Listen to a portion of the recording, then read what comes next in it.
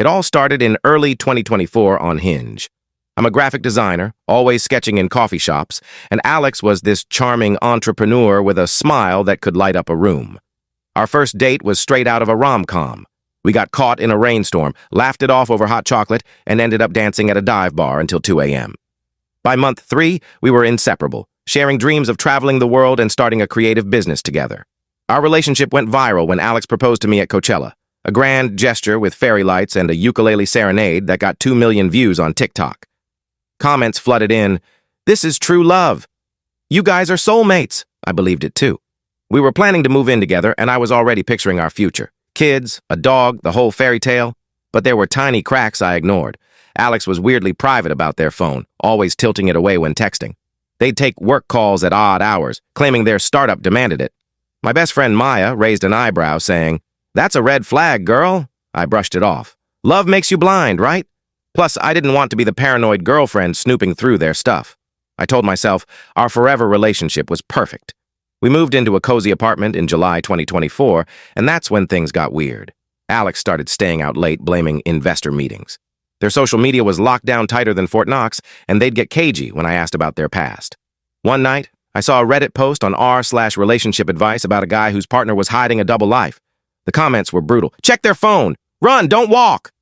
It planted a seed of doubt, but I pushed it away. Alex was my soulmate. How could I doubt them? Maya wasn't convinced. Over wine, she said, "You're ignoring the signs. Modern dating is full of liars. Just look at their phone."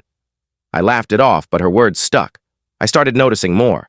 Alex's work trips to Chicago, their vague answers about old friends, and a weird vibe when I mentioned meeting their family. I told myself I was overthinking. After all, we were the couple everyone envied. Our TikTok was still getting likes, and strangers messaged me saying we gave them hope for true love. Everything changed last week. I was cleaning our apartment, folding Alex's laundry, when I found a second phone tucked in a sock drawer. My heart sank.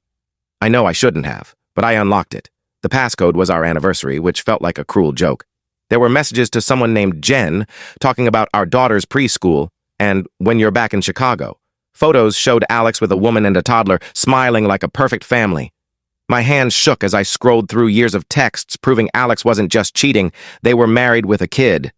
I waited for Alex to come home, my stomach in knots. When they walked in, I held up the phone and said, "Explain this."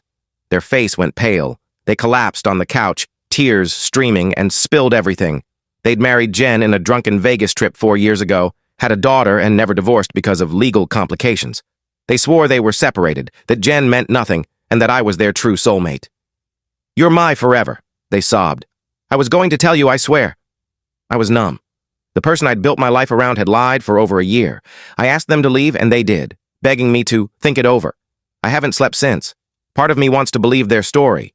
Maybe it was a mistake, and we could still be that viral love story, but the betrayal runs deep.